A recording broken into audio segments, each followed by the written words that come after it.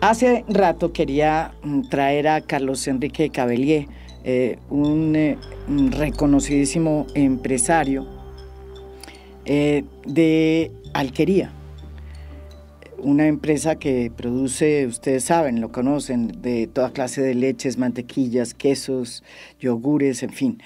Él no se presenta a sí mismo como el jefe de una empresa o el presidente de una empresa o el que dirige una empresa, sino él se presenta a sí mismo como un conductor, ¿será ese? Coordinador de Yo sueños. siempre lo digo, un coordinador de sueños. Yo que me imagino transformar los sueños en realidades. Eso me imagino que esa es la idea, Exacto. ¿no es verdad? Exacto.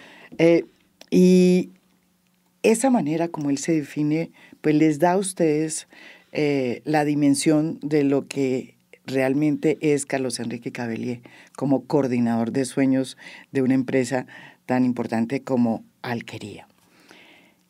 Como yo sí creo que hoy se está debatiendo el tema de las empresas, de cuál es realmente su responsabilidad en un país como Colombia. Hay una reforma laboral que está siendo objeto de toda suerte de discusiones que motivó, debido a que el Senado la frenó y de alguna manera la truncó. Se está abriendo, como todos estamos viendo, a raíz de eso, el camino de la consulta popular. Pues yo creo que es pertinente poner de presente qué está pasando en el mundo laboral de las empresas, qué está pasando en una empresa como Alquería y qué opinan empresarios como nuestro invitado sobre la coyuntura económica y política que está viviendo este país. Bienvenido, Carlos Enrique. No lo voy a presentar, sino como coordinador de sueños. Pues muchas gracias, María Jimena. Un placer estar aquí. Siempre soy ¿Le gusta el podcast? Sí, me fascina el podcast. Los podcasts, ¿les gustan? Los podcasts y oigo por ahí el 50 o 60% de los que usted hace. Vea, muchas gracias. Comencemos por, yo creo que el tema que es pertinente y es la reforma laboral. La reforma laboral ya se ha convertido como una bandera que está diferenciando profundamente a la oposición y al gobierno. ¿Usted qué opina de esta reforma laboral que básicamente, como usted ya me lo dijo antes, es una contrarreforma a la que planteó en su momento, creo que en el 2003, Álvaro Uribe, cuando quitó los dominicales y redujo las horas extras? No las redujo, las quitó, creo. Pero, ¿usted qué opina? Pues es claro que los empresarios no participan exactamente de la filosofía del presidente. Uh-huh.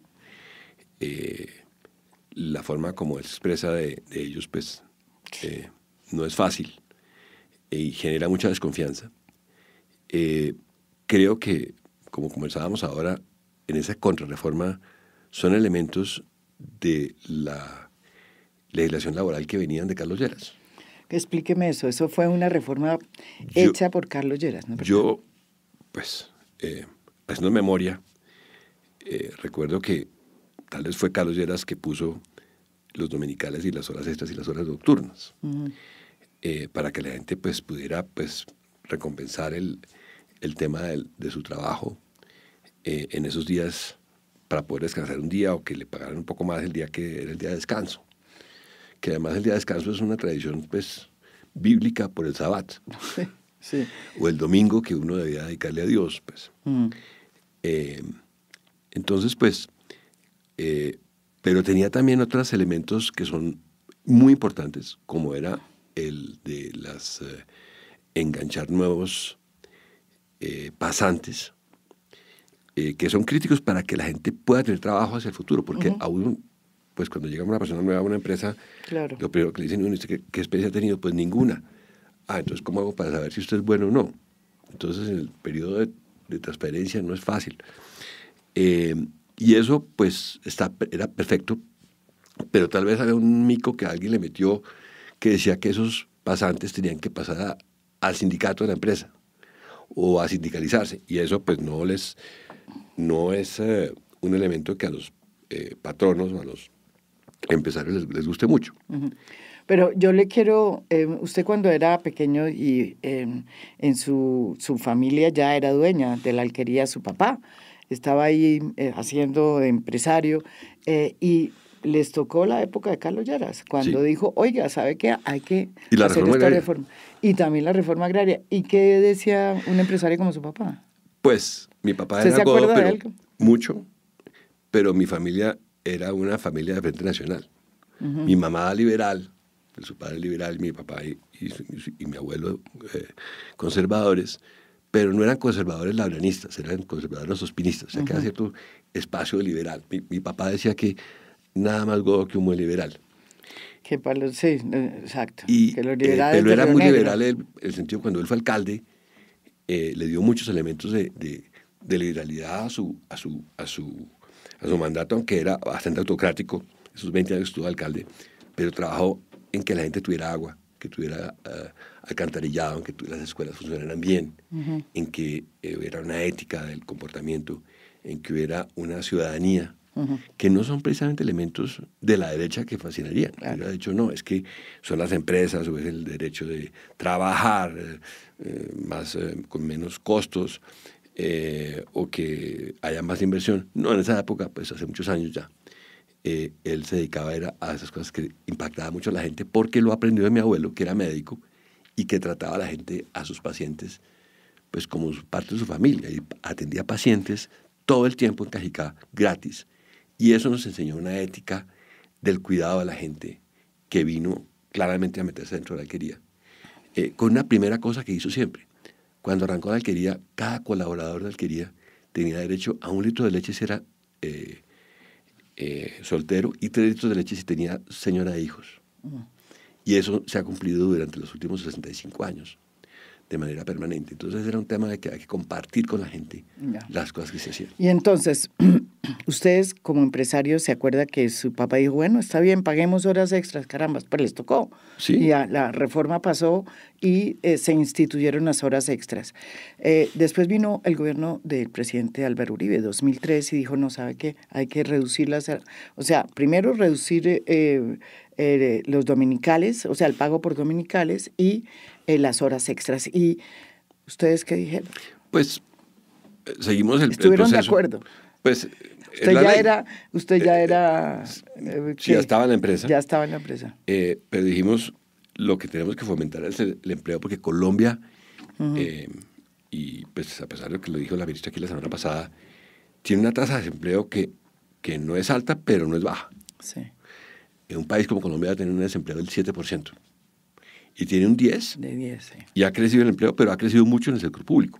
Eso se lo noté a la ministra, que tal vez no fue fina en decir de dónde ha crecido el empleo. Y es muy crítico que para crecer el empleo crezca la inversión.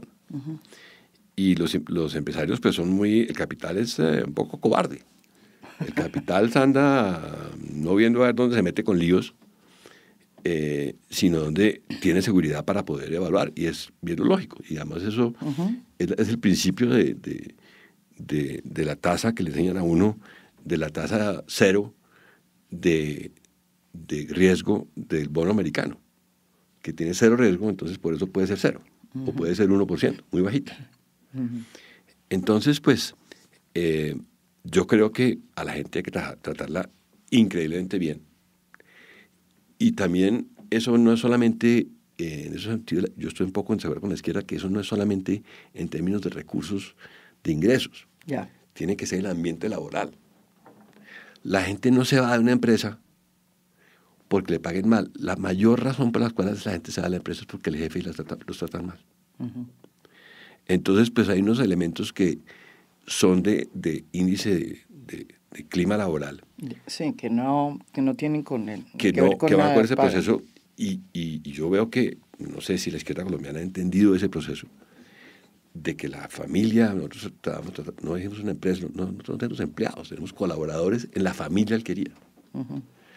Los tratamos con miembros de familia tal vez paternalistamente de lo que dejó mi abuelo y de lo que dejó mi padre, Pero ya con esa cantidad de personas, el trato es... Pero lo importante es que el trato sea amable, sea cercano a la gente. No. Y por eso tengo este letrero de dejar la cortina en mi camiseta. La empresa del futuro será social o no será. Sí, y Adela Cortina escribió mucho, ha escrito mucho. Es una filósofa española muy, Sí. la más importante que creo que hay hoy. Sobre Y ha escrito mucho sobre la ética empresarial y la empatía de la empresa, dentro de la empresa. ¿Qué hace cuando los empresarios son empáticos hacia sus colaboradores, hacia sus proveedores? La empresa funciona mucho mejor y es lo mismo que venimos diciendo nosotros con la empresa B, Sí, que es una empresa de beneficios, que donde hay un propósito muy central en la empresa, sí. donde es cuidar a los campesinos, es cuidar a la gente, es cuidar a todo el sistema educativo que estamos trabajando con la Fundación. Volviendo a lo que estábamos planteando de la reforma, entonces, uno de los argumentos que tiene la oposición para oponerse en la Comisión Séptima del Senado a esta reforma laboral es que estas medidas, que son realmente una contrarreforma a las que planteó Álvaro Uribe en el 2003, es porque no generan empleo, afectan al empleo. Pero lo que dice la ministra, y lo ha dicho con cifras, es que desde el 2003 hasta el sol de hoy, la promesa que generó la medida o la reforma del presidente Uribe, que era la de generar empleo, no se dio. Y que lo que hizo fue precarizar el empleo. Y que por eso esta reforma lo que hace es devolverle los derechos a esos trabajadores. ¿Usted qué dice? ¿Sí funcionó en el 2003 para impulsar el empleo? Las cifras dicen que no mucho. Sí, digamos que hay que traerlo a términos teóricos y más globales. El Economist, que sigue muy juiciosamente las cifras a nivel global, plantea que Estados Unidos es un país donde la gente, claro, los derechos de los trabajadores son mucho menores que en Europa, donde en Europa se respetan y se proclaman a veces los sindicatos, pero que los índices de desempleo en Estados Unidos son mucho menores que lo que son en Europa. Sí. Y la industria y la economía americana norteamericana crece mucho más rápidamente. Y eso le genera espacio para mayor inversión a la gente y mayores ingresos. Entonces, pues va a haber ese debate siempre de dónde se genera el empleo y por qué se genera el empleo. Y el empleo se genera sobre todo por la inversión, cuando hay proyectos nuevos.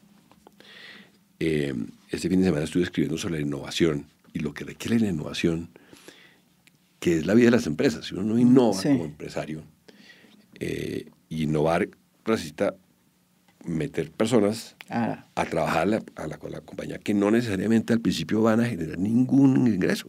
Es una inversión para que tengan ideas nuevas, para que exploren caminos nuevos, para que se inventen cosas que van a estar dentro de 4 o 5 años.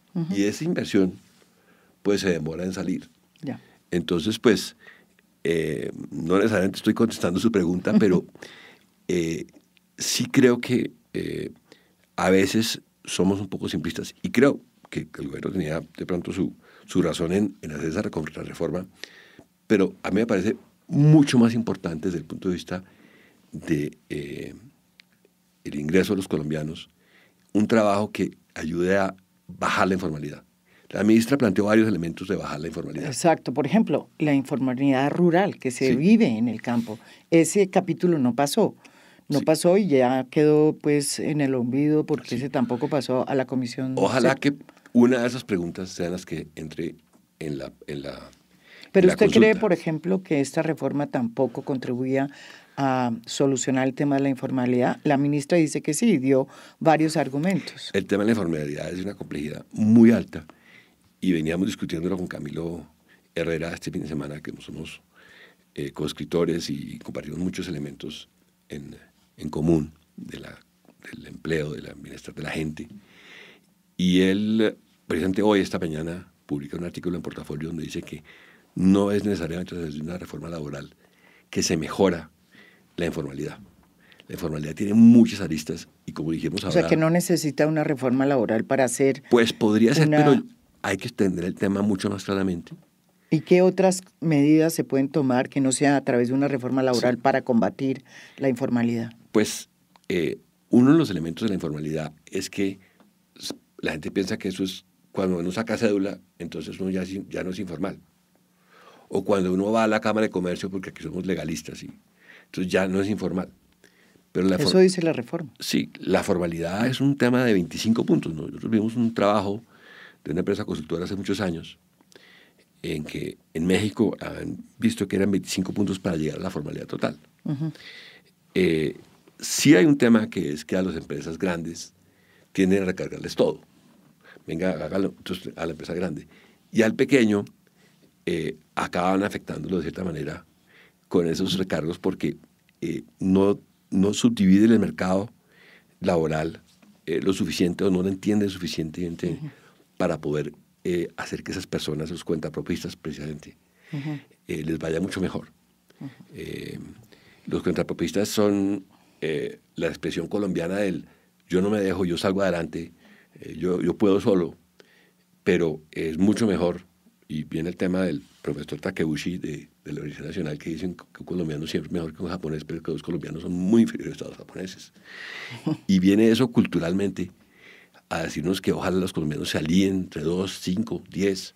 Y lo hemos visto, por ejemplo, cuando salían como ganaderos. Uh-huh. Cuando logramos que haya 5 o 10 campesinos que logramos que se reúnan y les ponemos un tanque de leche, les funciona mucho mejor el sistema que cuando trabajan solos y esperaban con la cantinita que pasara el camión de la leche. Uh-huh. Porque en el tanque de leche empieza a haber un poco de cultura común. Por ejemplo, se tienen que reunir cada mes a ver los costos del tanque de leche, la depreciación, uh-huh.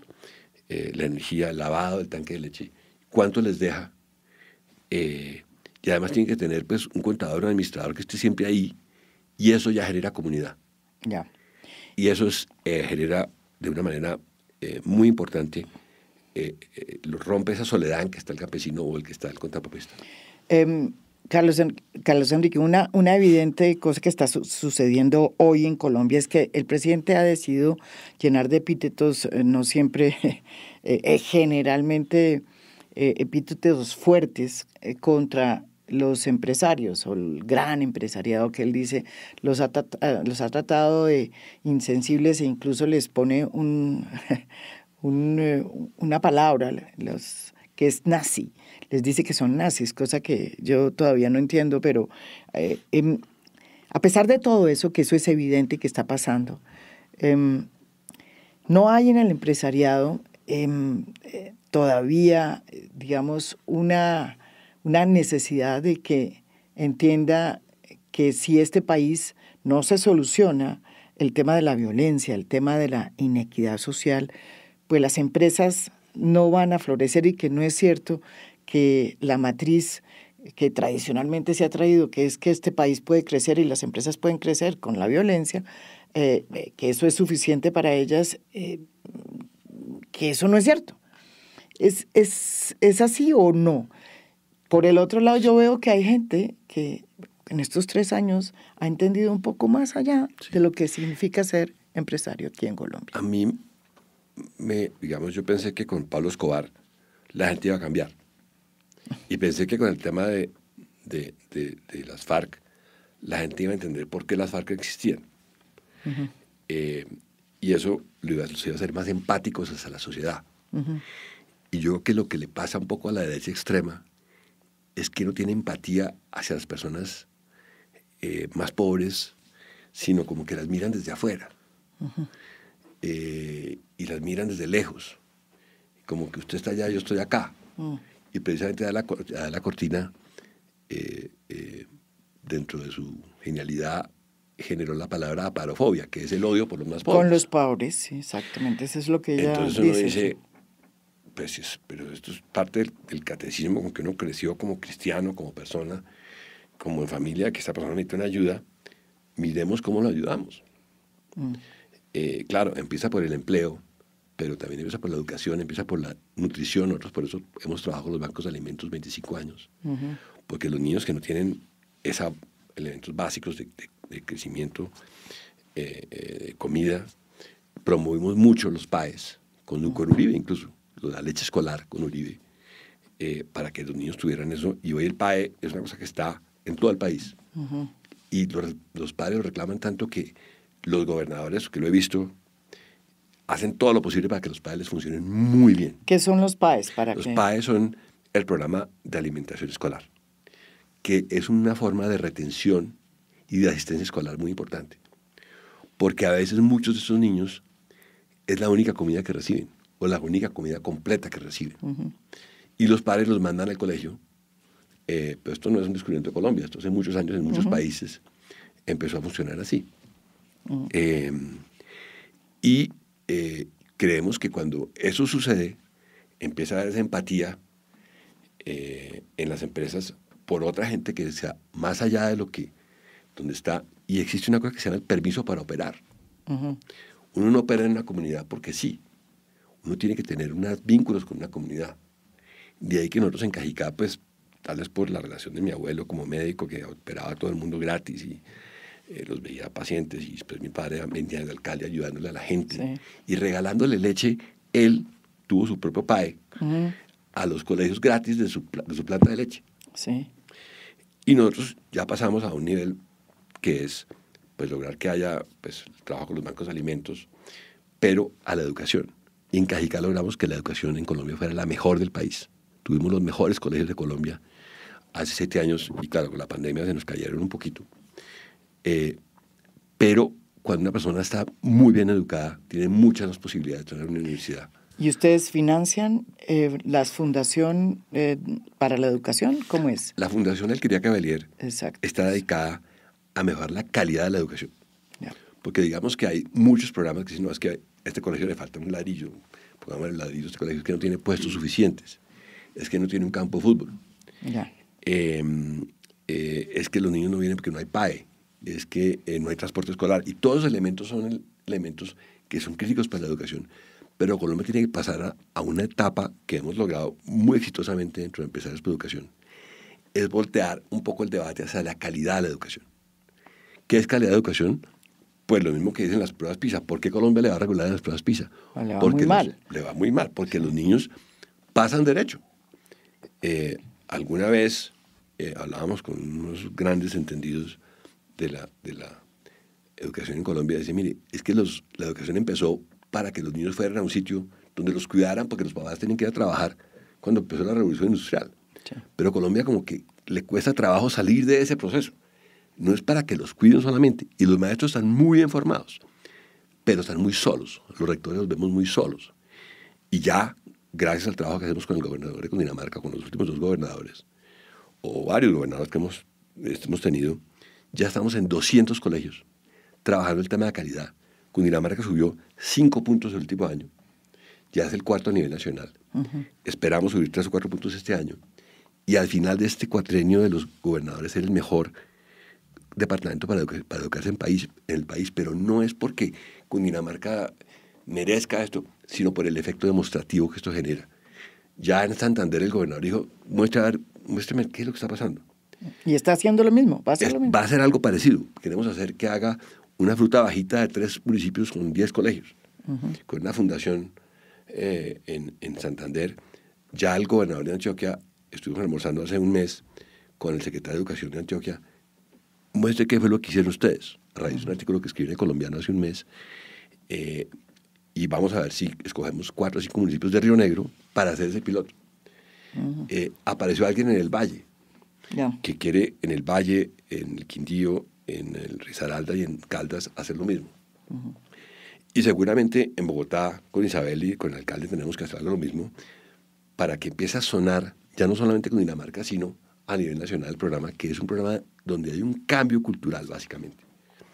La base de nuestro trabajo está hecha en que el rector se vuelve un líder. Y esto se logró a través del programa que es muy conocido, que es Rectores Líderes Transformadores. Pero eso es, ¿cómo se llama? Rectores Líderes Transformadores. Eso lo montó la Cámara de Comercio y finalmente la Fundación Cremelada de la Fundación Nutresa hace unos 12, 13 años de un programa en East Harlem, muy pobres, en colegios muy pobres en East Harlem, y se trajo a Colombia, y nosotros como que nos copiamos un poquito de sin saber a veces, pero logramos que esos rectores crezcan profundamente en su sensación de personas y en su capacidad, y entonces digan, yo puedo llegar a 300 puntos. Yo quiero ser el mejor colegio de Colombia. Yo quiero que mis alumnos lleguen. Y cuando eso empieza a pasar, eso se transmite también con trabajo. O sea, forja rectores. Forja rectores y luego forma equipos dentro de los colegios que dicen, sí pudimos. Pudimos llegar a A, pudimos salir de B, pudimos llegar a A más, y en Cajicá ya tenemos casi 3 colegios en A más, de los 6 que hay. Y eso va subiendo el nivel. Y ya estamos en todos los colegios con objetivos. En los 200 colegios ya hoy, en Cundinamarca, el gobernador Rey sabe que todos los colegios tienen el objetivo al final del año. Cuando uno habla con usted, uno dice, bueno, si todos los empresarios se entendieran tanto como usted entiende a Colombia, pues yo creo que estaríamos en otro mundo. No seríamos el país desigual que somos, pero no todos son como ustedes, afortunadamente. Yo me recuerdo mucho cuando el presidente Juan Manuel Santos decidió hacer su acuerdo con las FARC y lo presentó inicialmente a los empresarios. Los empresarios de manera muy reticente lo miraron y él pronunció una frase que yo creo que le ha costado, porque dijo, mire, este proceso de paz no les va a costar a ustedes nada. Les dijo a los empresarios, yo me imagino que con el propósito de que lo apoyaran, ¿no es verdad? Realmente los empresarios lo apoyaron muy poco el proceso de paz. Usted sí, usted fue uno de los pocos que lo hizo. ¿Por qué pasó eso? Yo creo que porque algunos estamos, como me decía un general, me decía el que le gusta le sabe. Y yo le presenté a Andrés Pastrana y a su director de Planación Nacional, Jaime Ruiz, un programa que se llamaba Leche y Paz. Le dije, todos esos guerrilleros los podemos poner a producir leche. Entonces yo venía con el tema andando en la cabeza. Yeah. Y en el 2007-2008, cuando a Nestlé le pusieron una bomba en el Caquetá, yo hablaba con Nestlé para ver cómo nos ayudábamos y cómo pues ayudábamos a recoger la leche, porque era una zona difícil. Ya era el segundo periodo de Uribe. Y no logramos mucho, pero conocí a Sergio Jaramillo, que nos llamó y nos dijo, véngase más bien para acá, para Mesetas, para esta zona de la Macarena, a recoger leche. Y logramos en 3 años estar en 70.000 litros de leche diarios. 1.500 familias que nunca habían tenido formalidad en cierto sentido, porque venían el día del carro, el recolector, otro día no venía, un día le pagaba la mitad, otro día no le pagaba. Sí. En fin, logramos formalizar un poco ese sentido y conectarnos a la urbanidad. A la urbanidad en el sentido del urbano, de que todos los días, línea si usted compra una empanada aquí abajo todas las mañanas, usted no le queda viendo 10 veces la empanada y después no le paga y se vuela a la oficina. Claro. Allá sí. Usted le paga al señor de la empanada todos los días. Y eso ya es un hecho enorme para los campesinos, porque dijeron, ellos apostaban que la alquería iba a durar un día, un mes, 2 meses. Y se iba a ir, como siempre. Como siempre, sí. Y ya llevamos 17 años comprando leche todos los días y pagándola al nivel del ministerio, porque pues es lo que... Eso es lo que hay que hacer. Y ya entraron otras empresas también al proceso. Y eso pues... y las mismas FARC al principio decían, ese es un capitalista que nos va a dejar botados. Es correcto, sí. En 2010, 2011 cuando empezaron, y después el general Naranjo me llamó un día y me dijo, le quiero hacer un comentario que dijeron en la mesa hoy, que usted es un capitalista honesto, que les pareció increíble que hoy existiera capitalistas honestos. Sí. Yo creo que lo que hay es muy poca comunicación, muy poco entendimiento de lo que somos los empresarios entre la gente y entre los grupos sociales también. Sí. Y que esa empatía que tenemos que tener los empresarios, tenemos que desarrollarla mucho más fuertemente. Porque además da lo mismo, cuesta lo mismo. Esto nos cuesta mucho. Pero mire, yo conozco otro experimento que yo lo he incluso grabado y he hablado mucho de él, que fue lo que sucedió en Cali con Compromiso Valle. Es muy interesante lo que pasó. Allá también hubo otro proceso. Es que son muy pocos. Usted... por estos lados, y por allá está Compromiso Valle, que es Joaquín. Joaquín Lozada, que estuvo acá, exactamente, que yo creo que además con ProPacífico y con una cantidad de otros grandes empresarios que han tenido pues que verse más allá del ombligo porque vivieron un momento muy difícil en la protesta social y de ahí han creado un espacio nuevo, que yo creo que desafortunadamente el país como que no lo conoce suficientemente, y se llama Compromiso Valle. Esos dos casos son muy importantes, pero yo repito, no reflejan lo que ocurre diariamente cuando uno habla con un empresario. Los empresarios hoy dicen, uy, este país se está acabando. 3 años de gobierno de izquierda y estamos en la peor crisis. Es más, no queremos invertir, vamos a invertir afuera. Eso es lo que está pasando. ¿Usted qué le dice a esos empresarios? Pues digamos que, le insisto, pues que el capital es cobarde, pero que nosotros no hemos dejado de invertir un solo peso. Ustedes, por ejemplo, no. Porque tenemos unos planes muy claros de lo que podemos hacer en nuestros proyectos de leche, en nuestros crecimientos en empresa, en inversiones. Y nos ha ido muy bien en estos 3 años.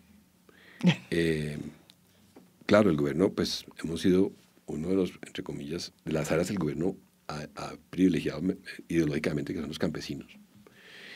Nosotros le propusimos a todos los candidatos, incluido el candidato Petro, que con 20.000 campesinos que entraran a un programa con asistencia técnica y crédito, podíamos hacer que este país fuera no solamente autosuficiente en leche, sino exportador de leche. Pero no lo logramos, porque ¿Por qué? Les cuesta trabajo. Les cuesta trabajo ejecutar el gobierno. Estamos con la ministra haciendo un piloto. La ministra de Agricultura. Sí. Ella, Marta, es muy abierta, muy sincera, buena, sí, muy inteligente. Y entendió que una cosa que es difícil decir, pero que los mismos resultados no dan sino, los mismos esfuerzos no dan sino para los mismos resultados, la locura de Einstein. Entonces estamos en un piloto en que están las gobernaciones de Cundinamarca y Boyacá, con 3.000 campesinos en la zona de Ubateche y Quinquirá, donde vamos a ver si logramos crecer la productividad de los campesinos, que se puede hacer porque la ventaja de Colombia es que tienen unas productividades muy bajitas. Se le pasa como a la China en 1980, que es tan bajita la oportunidad que es casi imposible no subir. Y eso nos permitiría tener unos precios diferenciales dentro de un piloto que tiene que establecer la ministra, para que esa leche se pueda sustituir con importaciones y después exportar.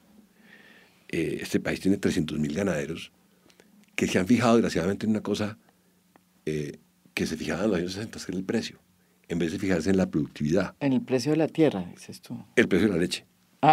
Porque siempre están, pero el precio de la leche ellos no lo ponen, incluso debe ser prohibido, está prohibido hablar del precio de la leche. Uno está hablando de la productividad, en vez de hablar de PR. Del precio hay que ver cuánta leche produzco. Sí. Entonces, ¿cuánta leche produzco? ¿Con qué herramientas? ¿Con qué litros? Claro. En Nueva Zelanda, donde si uno... Yo tomé curso de leche en Nueva Zelanda porque yo sabía pues, procesar, aprendí a procesar, porque yo estaba en el gobierno y me tocó irme para la industria privada cuando se voló Pablo Escobar y aprendí muchas cosas en mercadeo. Aquí el doctor trabajó en el gobierno de César Gaviria. Sí, como secretario general del Ministerio de Justicia. Como secretario general del Ministerio de Justicia. Fui congresista, sí. Bueno. Pero, también fue congresista, exactamente. Y concejal de diputado, pero... Como buen colombiano he hecho de todo. No he sido peluquero, pero bueno. Es lo único que le falta, pero de resto ha sido de todo. Pero entonces aprendí mucho sobre mercadeo, procesos, pero cuando fui a Nueva Zelanda en el 2011, entendí una cosa que no había entendido, que era que los tipos más eficientes del mundo, que los neozelandeses, no se fijan en el precio porque el precio lo pone el mercado del mundo. Se fijan en la productividad por hectárea y en el costo de la leche. Y en eso se basa su extraordinario modelo del cual viven 10.000 campesinos, igual de número de campesinos que tiene Alquería, pero viven, son de clase media, son tipos que van muy bien, porque tienen unas fincas grandes y tienen unas productividades no de 50 litros por vaca, de 14 litros por vaca, pero el costo es muy bien manejado. Entonces, eso es una diferencia enorme. Y ese cambio de mentalidad, cámbianos la cara y piensa pensar de manera diferente, hace que las cosas cambien de manera increíble. Entonces nosotros entramos con este gobierno en un tema que era lo de ellos, entrar a ver cómo hacíamos que más gente produjera leche. Claro. ¿Y ha tenido receptividad usted con las diversas ministras que ha habido? Porque ha habido 3. Mucha receptividad, pero digamos, las ministras no han alcanzado como implementar porque cada vez el Ministerio de Agricultura, y en eso, la primera vez que vi a la ministra Marta Carvajal, no me dijo, mire, es que aquí no hay ministerio.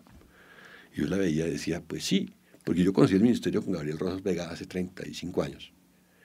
en el gobierno de Barco, cuando trabajé allá, el ministerio tenía una cantidad de divisiones y de Claro, personas pero mire que profesionales. desde entonces el ministerio fue entregado a los como botín político, porque es que a mí me Así da fue. risa. Acá se dicen, ¡ay, es que es el colmo!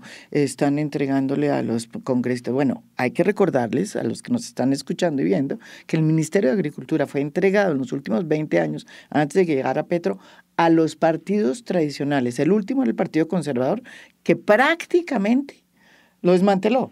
Pero le sirvió para sus cuotas Sí, políticas sí, es y no cierto. hizo nada. Y en vez O de sea, estar promoviendo las productividades, manejaban intereses como quien rebaja cartas y pues lo recibían a uno, anotaban cosas, el ministro anotaban cosas y no pasaba nada.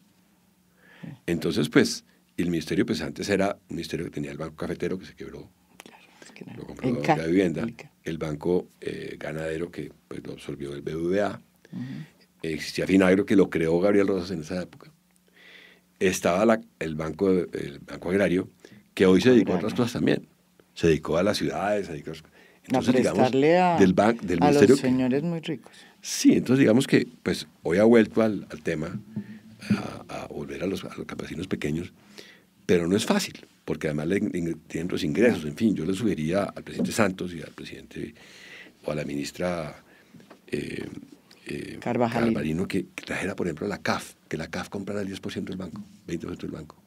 Y eso le cambiaba la estructura del banco porque le va a cambiar la estructura de la Junta y le va a cambiar los mandatos a la Junta para que sea un banco que opere mucho más a la gente. Pero hay muchas iniciativas ya dándose para que a los campesinos les llegue crédito, porque los campesinos, en el censo que hizo Santos hace 9 años, 95% de los campesinos pequeños no les llega crédito, 90% de los campesinos en total no les llega crédito. Y uno andar sin crédito, pues lo mismo que estamos haciendo ahora, estamos promoviendo, porque a mí me entran gomas. Estamos haciendo una goma de trabajar con los campesinos para mejorar su productividad.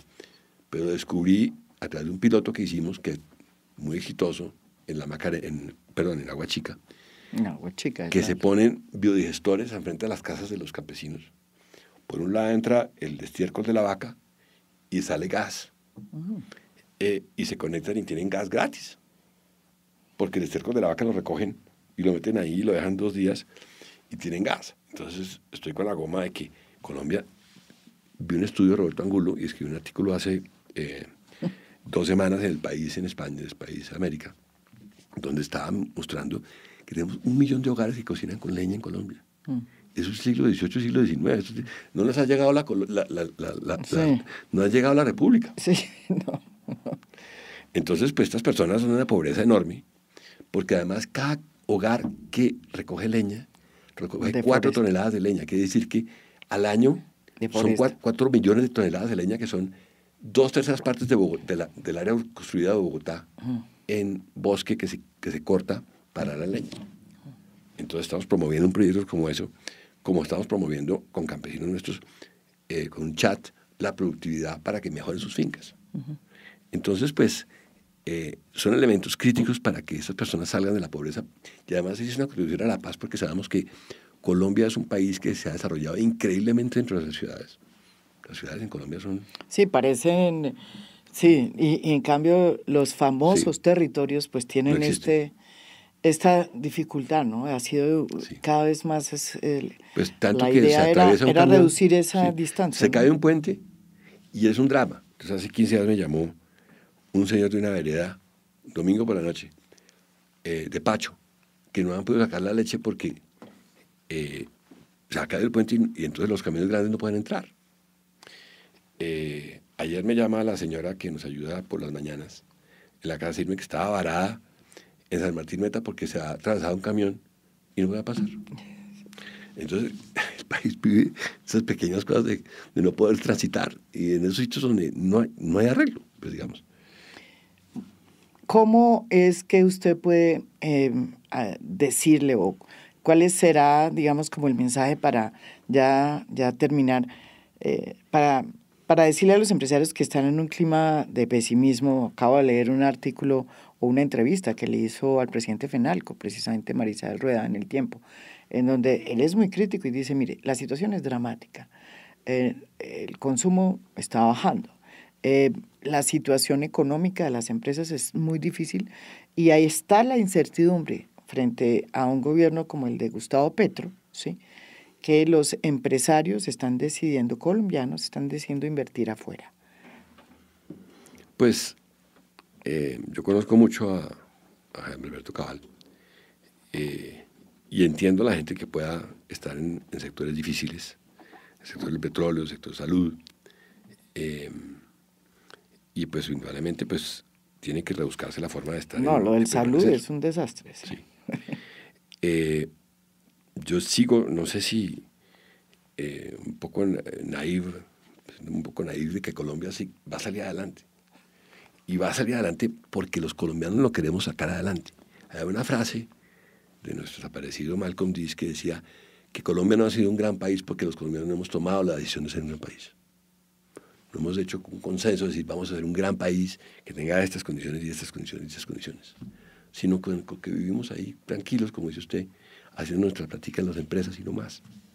A mí mi principal preocupación hoy día, claro, la empresa tiene que funcionar bien, tiene que crecer para poder crecer sus inversiones, crecer el empleo, pero sobre todo porque nos puede dar más recursos para la fundación, para que yo no pueda tenga que ponerle tantos recursos a la gobernación como nos da. La gobernación claro, pero de hecho hay empresarios que han venido a comprar empresas, sí. No voy a decir quiénes, que están acabando con las fundaciones. Pues sí, llega un momento ¿qué opina de eso? Pues hay un momento que los valores son críticos. Ese es el nuevo Sí, empresario. Pues a mí el nuevo empresario que viene. Las empresas que a mí mi competencia verdad siempre fue la Fundación Carvajal. Siempre me pareció que fue el corazón y ellos están metidos en eso vaya a fondo. Ellos sí, están muy metidos. Aunque el liderazgo pues claramente lo tomó Joaquín. Él fue el que fue a hablar, se paró en los puentes. Joaquín Lozada. Y habló con la primera línea y a raíz de eso se generó ese compromiso valle y él hoy preside ProPacífico. Pero creemos que este país tiene un futuro enorme, pero tenemos que decidir que eso sea el futuro de verdad. Y a la última es la economía psicológica. Si uno decide que todo está mal, le pasa lo del cuento de García Márquez. Este pueblo se va a acabar y se acaba por la tarde. O este pueblo va a ser triunfante y va a haber mucha gente y vamos a tener 50 conciertos con Shakira y otros 50 conciertos con Karol G y vamos a salir adelante. Cuando uno ve el estadio Azteca lleno 7 veces la semana pasada, uno dice, estamos produciendo un talento con Shakira, extraordinario. O el de Karol G 3 veces en el Real Madrid. Entonces, pues, yo soy un optimista enfermo. Creo que las cosas salen adelante y hay que establecer canales de comunicación para que las cosas sean mejores. Si no hablamos suficiente los colombianos, no nos conocemos lo suficiente los colombianos. Bueno, y no lo puedo dejar ir sin preguntarle a usted qué opina de la consulta popular que propuso el presidente Gustavo Petro para ver si aprueban uno o varios de los puntos que tiene la reforma laboral. Dicen que van a meter las 12 preguntas. Ojalá una de ellas, reitero, sea sobre el tema de la estabilidad rural y el empleo rural, que nos interesa particularmente porque la gente, mientras Colombia no haya paz en el campo, no va a haber paz. Capítulo que se había suprimido en la Cámara. Sí. Pero no nos ha ido bien los plebiscitos y en las consultas. A Uribe, pues que en su momento de esplendor, un año dentro del gobierno, no hizo los cálculos y sacaron 2 preguntas. Sí. Juan Manuel Santos, pues claramente éramos la Costa por la Paz, Colombia iba a surgir, se equivocó presionando a Uribe y generó una oposición, como dice usted, y lo perdió. Y Claudia López también perdió el del plebiscito por 1 millón de votos. Entonces no hizo suficiente fuerza o estaba tranquila ya contenta con lo que estaba pasando ya con su consulta de la anticorrupción. Pues vamos a ver si pasa lo mismo porque va a ser un plebiscito sobre el gobierno de Petro. Muchas gracias. Muchas gracias a ustedes.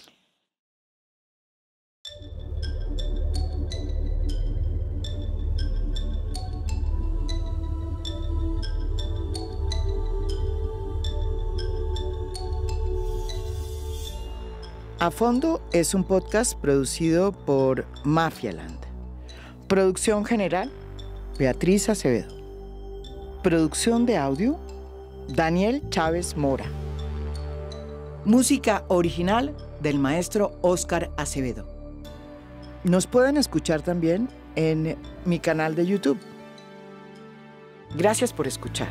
Soy María Jimena Duzán.